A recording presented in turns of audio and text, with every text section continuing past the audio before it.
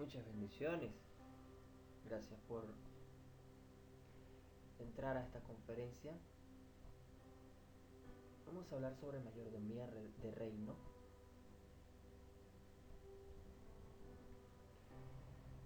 Este es un tema bastante controversial.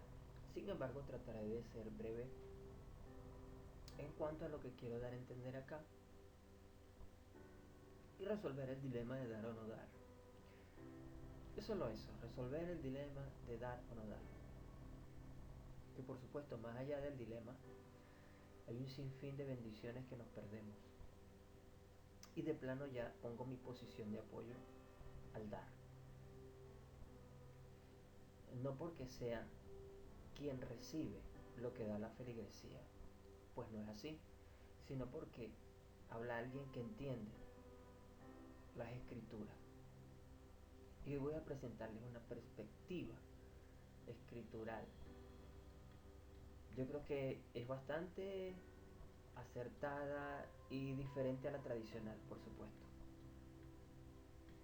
Así que vamos adelante, fíjense. Ninguno puede servir a dos señores, porque aborrecerá a uno y amará a otro, o estimará a uno y menospreciará a otro. No puede servir a Dios y a la riqueza. Mateo 6:24. Palabras del mismo Jesucristo, por cierto. Pues si en las riquezas injustas no fuiste fieles, ¿quién os dará lo que es vuestro? Lucas 16:11. Es un hebraísmo profundo de Lucas. Vamos a hablar de contexto histórico.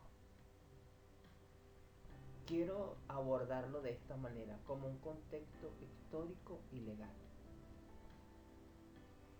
Hablando de la legalidad del dar y de cómo nos introducimos en el dar. Aquí uso otra versión de las tantas que hay. Y aconteció andando el tiempo que Caín trajo del fruto de la tierra una ofrenda a Jehová. Y Abel trajo también de los primogénitos de sus ovejas, de lo más gordo de ellas. Y miró Jehová con agrado a Abel y su ofrenda. Ya el capítulo 14, verso 20, mire cómo dice: bendito sea el León que entregó a tus enemigos en tus manos. Abraham le dio una décima parte de todo. Otra versión dice: Abraham le dio el diezmo de todo. Versiones actualizadas incluso dicen el 10% de todo. Aquí tenemos a Caín y Abel presentando una ofrenda. ¿Quién se los enseñó? En este momento de forma oral. No había, para este contexto histórico, no había nada escrito. No había Torah básicamente escrito, solo Torah oral. Génesis 14:20 es el mismo contexto, Torah oral, no había nada escrito, legislado. Aquí sí vamos a usar la connotación ley. Entonces, no había la instrucción, no había la ley del diezmo. Sin embargo, encontramos a Abraham diezmando y encontramos a Caín y Abel trayendo como especie de una primicia o diezmo, en fin, una forma de ofrenda. Es lo que estamos tratando de decir. Esto precede a la institución escrita de la ley de Moisés, que vendría aproximadamente 400 años más tarde. En este contexto histórico también tenemos en Génesis 28:22 que esta piedra puesta por señal será casa de Dios, y de todo lo que me dieres el diezmo apartaré para ti. Aquí vemos a Jacob, Israel, haciendo voto con el diezmo. Entonces el diezmo, antes de ser ley, era voluntario, por honra, por reconocimiento de un modelo de gobierno y un sistema de provisión, por pacto, por voto, por fe. Y aquí estoy dejando claro el tema de una vez por todas. En Génesis 47 encontramos que José hizo apartar la quinta parte. Se considera que esto era como un 20%. Y esto representa 10% para cada rey, José y Faraón. Aquí, además de referirse al faraón egipcio, habla de José en ambas funciones, como faraón justo y como José israelita. Por lo tanto, se cree que esta quinta parte que se apartó era para dividirla a 10% y 10%. Graneros de José, graneros de el faraón egipcio propiamente dicho. Y eso nos lleva a una idea de un modelo, un sistema de diezmo. Ahora, la ofrenda es de lo mejor que se tiene en escala de valor. Éxodo 25:3, y aquí estamos entrando entonces en Torah, en instrucción. Esta es la ofrenda que tomaréis de ellos: oro, plata, cobre, y así va describiendo. Por ejemplo, el billete o moneda de mayor denominación en escala, decimos en una ideología, sentido figurado, es oro, plata y cobre, y así en lo sucesivo de las escalas. Pero digamos, si el billete que tú tengas, tú en tu posesión de mayor denominación es oro, y así va decreciendo en ofrendas de plata y cobre. Si tienes oro, ofrendarás cobre. Ahora, la ofrenda o el diezmo es sagrado, es dedicado, es intocable. Aquí decimos, es ley, es instrucción, es estilo de vida. El diezmo de la tierra, si de la simiente de la tierra, como fruto de los árboles de Jehová, es cosa dedicada a Jehová. Si alguien quiere recuperar algo de esta décima parte, tendrá que pagar lo que valga más una quinta parte. En ese texto se instituye por primera vez como ley, ya que hay necesidad por el sacerdocio y el templo, señores. Así de sencillo. Razón del diezmo como ley, como Torah, como instrucción, es el sacerdocio y el templo. Así de fácil y sencillo. Pero ya tenemos un contexto anterior. Venía siendo ejercido voluntariamente.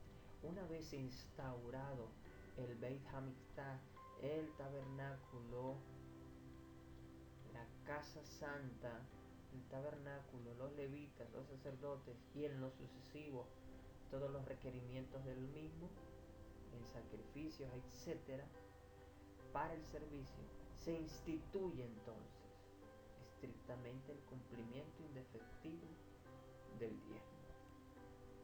Ya aquí el diezmo cambia de nuevo. El decreto por toda la vida, razón por la que no se repite como ley o decreto en el resto de las escrituras, llámese Antiguo Testamento o Nuevo Testamento. Una ley una vez dicha no se tiene que estar repitiendo. La constitución o la ley, la carta magna de su país no se escribe todos los años para ser renovada o releída o reescrita, etc. No, todos los años tiene la misma vigencia, hasta tanto en su legislación o en su forma de legislación de país no decidan hacer algún cambio. Pero por, por lo demás se mantiene vigente siempre. Y así mismo es la instrucción, la ley, el mandamiento de las escrituras, que manda Elohim, que manda Hashem, que manda Dios. Estas son las leyes, Deuteronomio 12, 1 al 17, pero aquí tenemos, estas son las leyes y los decretos que ustedes deberán poner en práctica durante toda su vida en la tierra que el Señor Dios de sus antepasados les va a dar en posesión. Es indefectible. Deuteronomio 14:22, indefectiblemente diezmarás todo el producto del grano que rindiere tu campo cada año. Lo indefectible está en la calidad, lo indefectible está en el lugar, lo indefectible está en el tiempo. No hace falta repetir la Constitución, por ejemplo, en el caso de Venezuela, todos los años para cumplir deberes y derechos durante toda la vida como ciudadano de este país. Uno sabe que está en vigencia un modelo de ley y así la cumple. Bueno, así como en el mundo natural, así las escrituras, que son con mayor nivel de relevancia, entonces las hacemos cumplir debidamente, en calidad, en lugar y en tiempo. Entonces el diezmo puede incluir dinero, no solo el producto de la tierra. Éxodo 30:16. Tomarás de los hijos de Israel el dinero de las expiaciones y lo darás para el servicio del tabernáculo de reunión, y será por memorial los hijos de Israel delante de Jehová para hacer expiación por vuestras personas. y darás dinero por todo lo que deseas, por vacas, ovejas, por vino, por sidra, o por cualquier cosa que tú deseas. Comerás allí delante de Jehová tu Dios, y te alegrarás tú y tu familia. Bueno, solo estoy fijando un punto de vista, una interpretación escritural. No, mi intención no es ponerme a sacar conjeturas con respecto a otras interpretaciones donde que sí, el diezmo era agricultural, que sí era especias, que sí era no sé qué.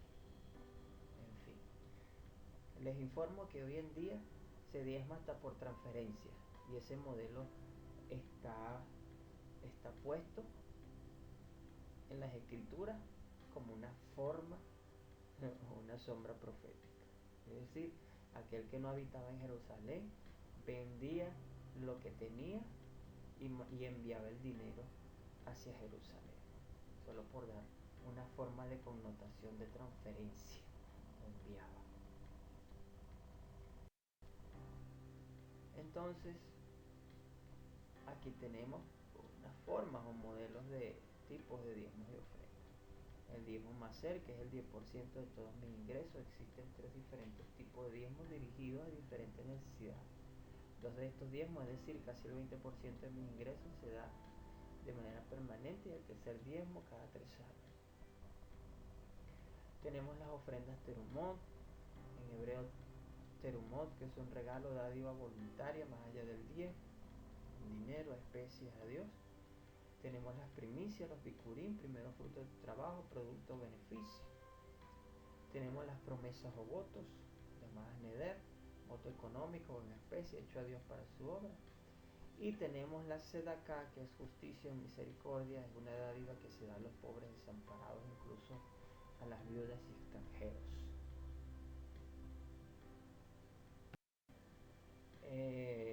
Veamos por ejemplo esos tipos de diezmo de ofrenda. El diezmo maser rishon, que es el diezmo primero para el templo, el lugar de culto, el ministerio donde aprendo la palabra de Dios, ya que este se usará para el sostenimiento de los servidores y maestros de dicho lugar.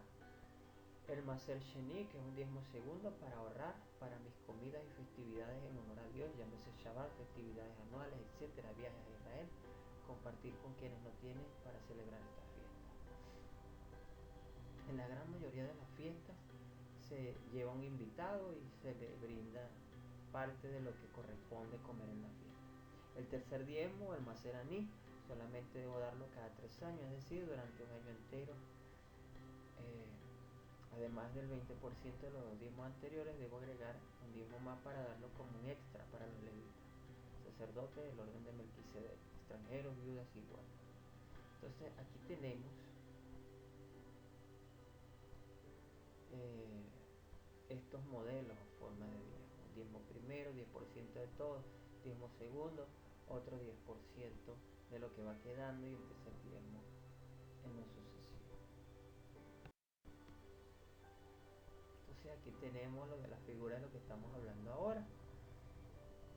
Primer diezmo 10% del total, 100%, ¿verdad?, para el ministerio templo.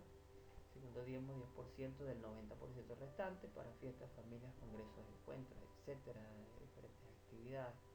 Tercer diezmo, el 10% del total, 80% que queda para hacer misericordia, justicia, sedacá, ayuda a pobres, desamparados, viudas y extranjeros. El diezmo en el Nuevo Testamento, por ejemplo, Mateo 23:23, tenemos a Jesús en un debate diciendo: "Y de vosotros, escribas y fariseos, hipócritas, diezmás la menta, el eneldo, el comino, y dejad lo más importante de la ley, de la Torá, de la instrucción, que es la justicia, la misericordia y la fe. Esto era necesario hacer sin dejar de ser aquello". Eso tiene mucho que ver con el buen cumplimiento del diezmo, pero olvidaban la sedacá, por eso mostraba aquellos 3 modelos de diezmo, señores. Lucas 18:12, ayuno 2 veces a la semana, doy diezmos de todo lo que gano. Aquí vemos que en tiempos de Jesucristo se practicaba como de forma natural el diezmo y de todo lo que se obtenía. Primera de Juan 2:7, hermano, no os escribo un mandamiento nuevo, sino el mandamiento antiguo que ya habéis tenido desde el principio, desde Bereshit. Este mandamiento antiguo es la palabra que habéis oído desde el principio, desde Bereshit, Génesis. Los diezmos y ofrendas son parte de un mandamiento continuo o antiguo que permanece vigente. Entonces, en los cielos recibe Dios Altísimo y en la tierra hombres mortales que funcionan como ministros, como servidores de este Dios Altísimo. Hebreos 7:7 dice, carta del apóstol Pablo a los hebreos, Rabino Shaul a los hebreos, y sin discusión alguna el menor es bendecido por el mayor, así como sucedió con Melquisedec y Abraham. Aquí ciertamente reciben los diezmos hombres mortales, pero allí, como testigo en el Espíritu, uno de quien se da testimonio de que vive.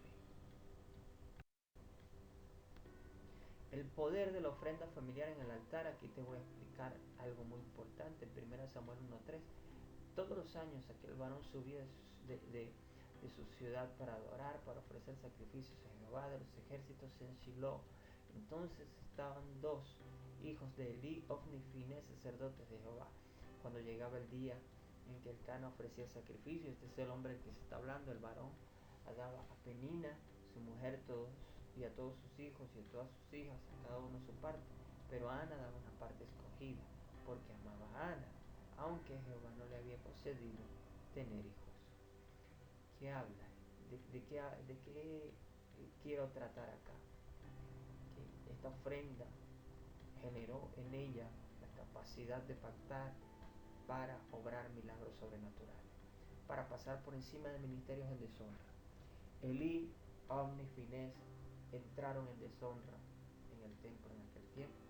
Sin embargo, ellos no dejaron de ir todos los años, no dejaron de asistir y llevar sus ofrendas, sus diezmos. No se deja de diezmar ni de ofrendar, porque damos directamente a Dios.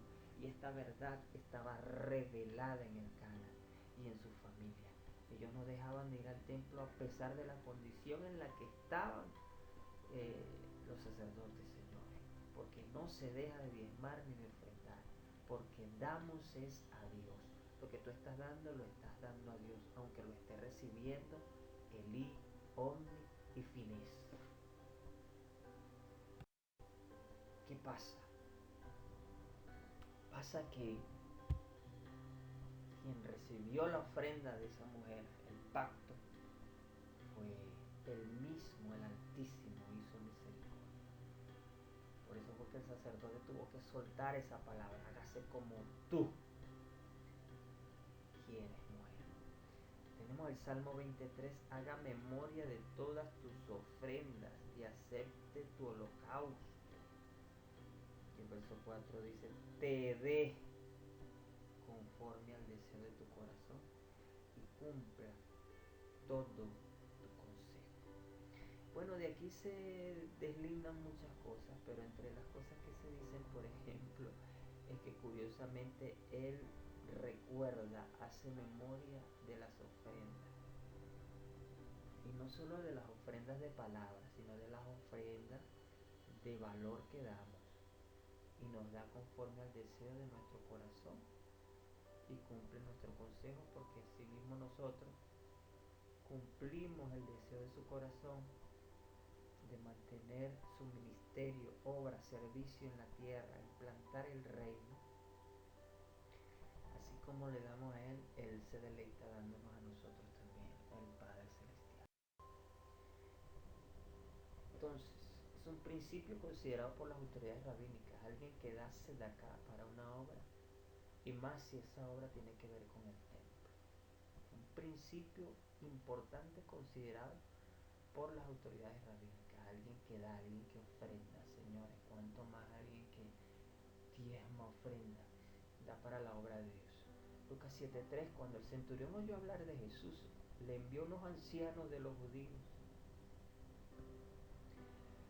rogándole que viniese y sanase a su siervo. Y ellos vinieron a Jesús y le rogaron con solicitud diciéndole, es digno de que le concedas esto, porque ama nuestra nación y nos edificó una sinagoga. Entonces, ¿qué pasa? Este hombre no compró el milagro, el ofrendar se hizo digno del milagro. Y fíjense cómo se hace memoria. Dios usa a